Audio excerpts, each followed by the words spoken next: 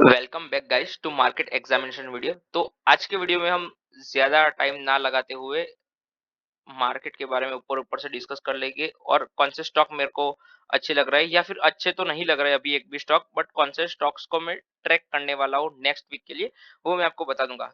क्योंकि बहुत सारे स्टॉक्स ऐसे हैं जिसमें एंट्री अभी तक बनी नहीं है, but मैंने क्योंकि मेरे को हर दिन मेरा काम है स्टॉक्स को स्कैन करना और ट्रैक करना, तो मैंने ट्रैक करने के लिए कुछ स्टॉक्स रखे हुए हैं। तो अपन निफ्टी की बात कर लेते हैं। तो इसमें मतलब कुछ बात करने जैसी है ही नहीं। मैं 3-4 बार से यही बोल रहा हूँ कि इसमें सिंपल चीज़ यही है कि ये लेवल को मार्क कर दो और फिर अब ये देखो कि मार्केट मतलब अब वेट करो कि मार्केट किस हिसाब से और किस डायरेक्शन में जाना चाह रहा है। या तो ऊपर का लेवल ब्रेक करके ऊपर निकल रहा है या फिर नीचे का लेवल ब्रेक करके नीचे की ओर निकल रहा है। तो यही जो मैंने लाइन मार्क की है वही डिसाइसिव लेवल्स हो गए। नेक्स्ट मूव किस तरफ आएगा ये हमें यही लेवल्स बताएंगे। बाकी मार्केट यहाँ बीच में देखो, अभी मार्केट अगर मार्केट 3-4 महीने के लिए इसी रेंज में घूमता रहता है, कोई फर्क नहीं पड़ता, हम एक रुपया नहीं कमाने वाले। बस ऑप्शन ट्रेडिंग अलग चीज होती है, वो लोग पैसा कमाएंगे। ये वाले इधर इसको शॉर्ट कर देंगे, इसको बाय कर ले, मतलब शॉर्ट कर देंगे दोनों के। इधर का पी शॉर्ट कर देंगे, इधर का सी शॉर्ट कर देंगे और वो प्रीमियम खाते रहेंगे, वो सब अलग चीजें होती है। But as a swing trader हमारे पॉइंट ऑफ व्यू से हम एक भी रुपया कमाने नहीं वाले अगर मार्केट 3-4 महीने तक भी इधर इसके बीच में घूमता रहता है। अगर ये लेवल ब्रेक करेगा तो भी अच्छी चीज हो जाएगी, बट अगर इसको भी रिस्पेक्ट करके फिर ऊपर निकलता है, फिर इसको इसको रिस्पेक्ट करके नीचे निकलता है, ऐसा कुछ होता है तो बहुत खराब चीज होगी। हम जो इतने दिनों से जो बोर हो रहे हैं वो आगे भी बोर होते रहेंगे। अपन बात कर लेते हैं स्मॉल कैप की। तो small cap continuously down trend में दिख रहा है मेरे को। अगेन निफ्टी स्ट्रेंथ शो कर रहा है कहीं ना कहीं, बट स्मॉल कैप में ऐसी एज सच या ऐसी मेजर स्ट्रेंथ मेरे को कहीं नहीं दिख रही है, मतलब दूर दूर तक अभी तक नहीं दिख रही है। जैसा कि मैंने बोला हुआ है, अगेन मैं रिपीट करता हूँ कि मार्केट जब तक बहुत ही अच्छी तरीके से शार्प करेक्शन नहीं दिखाएगा, तब तक मैं नहीं मान के चल रहा हूँ कि मार्केट में एक नया बुल रन आएगा या मार्केट एक बुल रन के लिए रेडी होगा। तो अपन एक चीज के बारे में मैं बात कर रहा हूँ कंटिन्यूसली, डाइवर्जेंस के बारे में। तो मार्केट ऑफ कोर्स डाइवर्जेंस दिखा रहा है। डाइवर्जेंस का मतलब क्या होता है कि मार्केट अगर ऊपर जा रहा है, ठीक है, मार्केट अगर ऊपर जा रहा है, तो अगर इधर डाइवर्जेंस दिखा रहा है, तो इसका मतलब ये नहीं कि मार्केट ऊपर नहीं जाएगा। मतलब डाइवर्जेंस क्या होता है मार्केट में, डाइवर्जेंस शो कर रहा है, उसका मतलब क्या कि अब ट्रेंड चेंज होने वाला है, ऐसा कहीं ना कहीं मार्केट दिखाना चाह रहा है। तो ऐसे मेरे को फीलिंग आ रही है कि मार्केट कहीं ना कहीं ट्रेंड चेंज करने का ट्राई कर रहा है। तो जैसा पहली बार मेरे को फीलिंग इस टाइम के आसपास आई थी कि मेरे को ऐसा लग रहा था कि अब मार्केट एक बार के लिए यहाँ पर, ये पूरे टाइम में ऐसा लग रहा था कि मार्केट अब एक बार के लिए नीचे गिरने के लिए रेडी हो रहा है। तो मैंने कैश कॉल ले लिया था, इधर ही कहीं पर ले लिया था। तो और उस देख रहे हो आप उस टाइम के बाद कितना ही गिरा है, मतलब मैंने डाइवर्जेंस मेरे को यहाँ पर कहीं पर दिख रहे थे, ये टाइम के पीरियड डाइवर्जेंस दिख रहे थे। बट फिर मार्केट उससे थोड़ा ऊपर गया और फिर नीचे टूटना शुरू हुआ। तो ऐसा नहीं है कि मेरे को आज डाइवर्जेंस मार्केट में दिख रहे है, मेरे को साइंस दिख रही है कि डाइवर्जेंस मतलब मार्केट ट्रेंड चेंज कर सकता है और अब ट्रेंड में कन्वर्ट हो सकता है। ये जो डाउन ट्रेंड कंटिन्यूस है, अब बहुत लंबे टाइम के बाद एक बार के लिए ऊपर जाने के लिए रेडी हो सकता है, ऐसा ऐसा मेरे को लग रहा है। तो इसका मतलब ये है क्या कि मार्केट अगर even though market is showing divergence, it will not fall, नहीं, इसका आंसर ये बिल्कुल भी नहीं है। मार्केट इधर से और गिर सकता है, मार्केट और गिर सकता है और फिर वो ऊपर जा सकता है, ऐसा हो सकता है। और कितने टाइम तक, कब तक, वो किसी को नहीं पता, बट मैं बस एक अच्छी न्यूज़ है कि मार्केट कहीं न कहीं डाइवर्जेंस शो कर रहा है। ये जैसा जितनी बार मैंने देखा है कि मार्केट डाइवर्जेंस शो करता है, उसके मैक्स टू मैक्स 3 महीने, 6 महीने या 9 महीने, उसके बाद मार्केट रिवर्स करता ही करता है। पास्ट मैंने जितनी भी स्टडीज़ की है, मैंने लाइव मार्केट में ट्रेड नहीं किया, मेरा इतना ज़्यादा एक्सपीरियंस है नहीं। बट जितनी मैंने स्टडीज की है, जब जब मार्केट डाइवर्जेंस दिखाता है उसके बाद थोड़ा गिरता है और फिर वो ऊपर की ओर निकलता है। बट जो लास्ट गिरावट होती है, लास्ट गिरावट, वो बहुत ही मतलब बैकबोन तोड़ने वाली होती है। वो गिरावट बहुत ही शार्प होती है और बहुत ही अच्छी तरीके से स्टॉक्स गिरते हैं अपने पोर्टफोलियो में, ऐसे आते हैं। फिर उधर से मार्केट रिवर्स करता है और फिर एक अच्छे बुल मार्केट मतलब एक ऑल टाइम हाई ब्रेक करने के लिए मार्केट रेडी होता है, फिर हाई ब्रेक करता है और फिर बुल मार्केट आता है। ये सब चीजें होती है। बट एज ऑफ नाउ जो मैंने बोला कि मार्केट एक बार के लिए डाइवर्जेंस दिखा रहा है, वो अच्छी चीज है हमारे लिए। सेकंड हम बात करते हैं कि कौन से स्टॉक मेरे फोकस में है।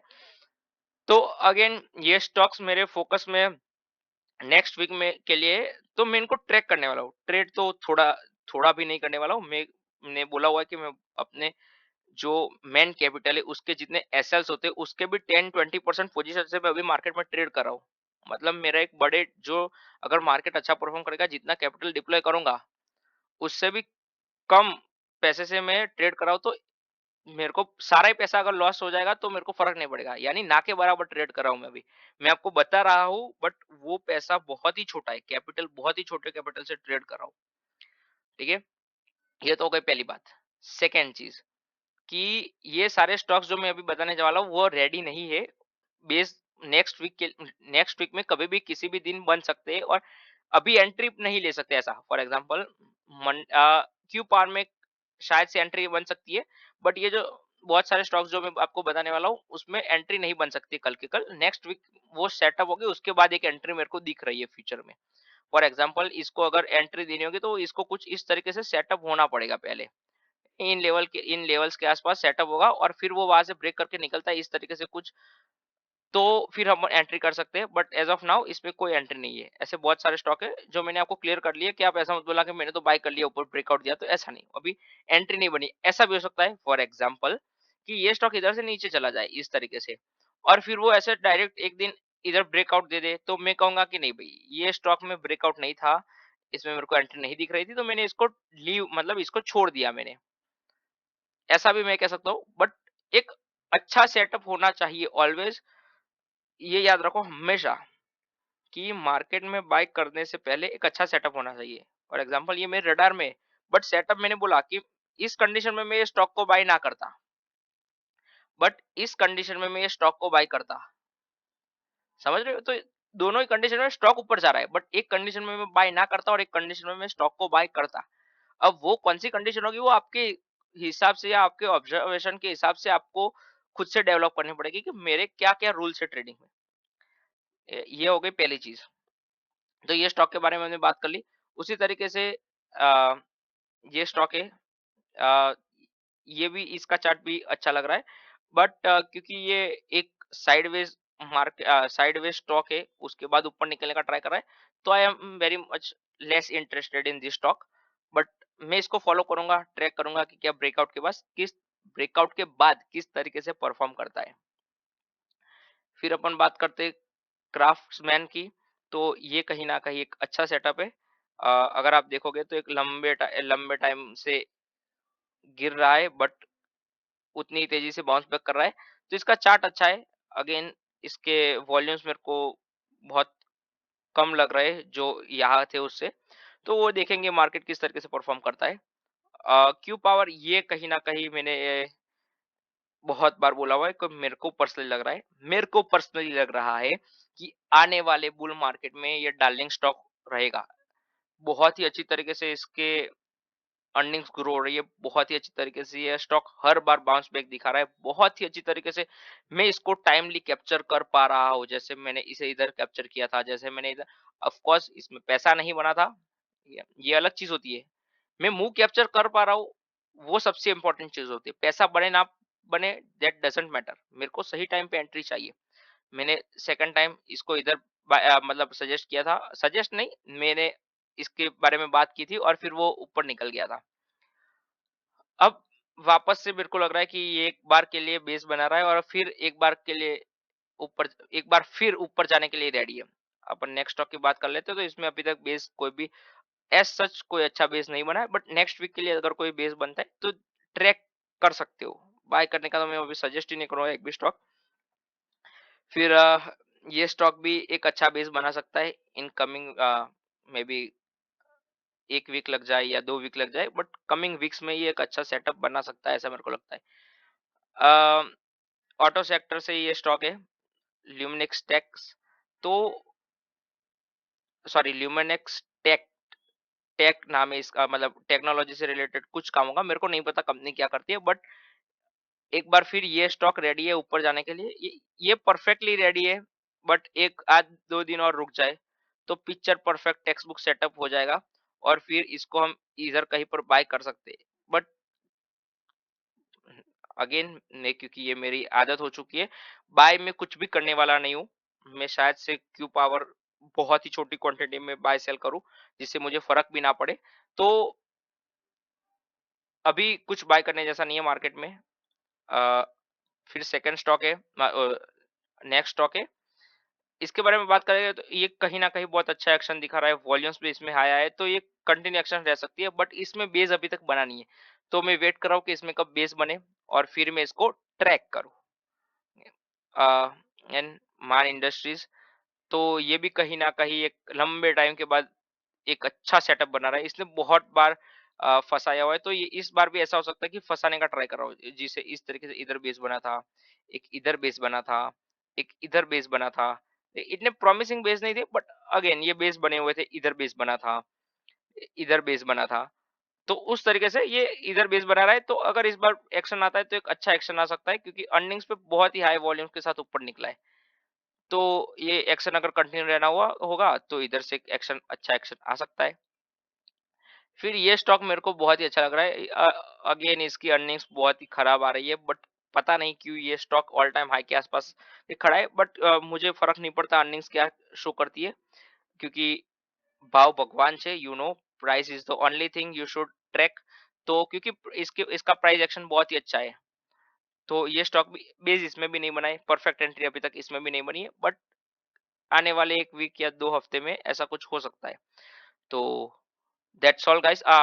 गोल्ड और सिल्वर की बात कर लेते हैं एक बार के लिए। गोल्ड और सिल्वर, तो अगर आप देखो गोल्ड और सिल्वर, तो गोल्ड एक बार फिर जैसे मैंने बोला था, फर्स्ट एंट्री इधर से एक एक्शन आ सकता है। ऐसा कुछ कुछ एक्शन हमने कहा देखा था, पता है? ये सेम चार्ट्स होते हैं, बस टाइमिंग अलग होता है और सेंटिमेंट अलग होते हैं। जैसे कोचिंग शिपयार्ड, अगर आपको याद होगा, सेम चार्ट अगर आप देखो, मार्केट एक बार के लिए गया, फिर नीचे आया और फिर वहां से ऊपर गया। सेम चार्ट गोल्ड में बना है, अगर आप ध्यान से देखो तो हाँ, ये एक लंबा चार्ट है कोचिंग शिपयार्ड का, बहुत छोटा, मतलब नंबर्स ऑफ डे, जो कॉन्ट्रैक्शन के डेज थे वो बहुत ही कम थे, बट गोल्ड में ये बहुत लंबे टाइम के लिए रुका हुआ है इधर। तो एक अच्छा मूव भी आ सकता है, ऐसा पर्सनली मेरे को लगता है। तो जैसा मैंने बोला कि मैंने फर्स्ट टाइम इसे इधर ट्राई किया था, इधर मतलब एरो से आप जान लो, मैं इसके गोल्ड सिल्वर के बारे में बात नहीं कर सकता, मतलब नहीं करूंगा।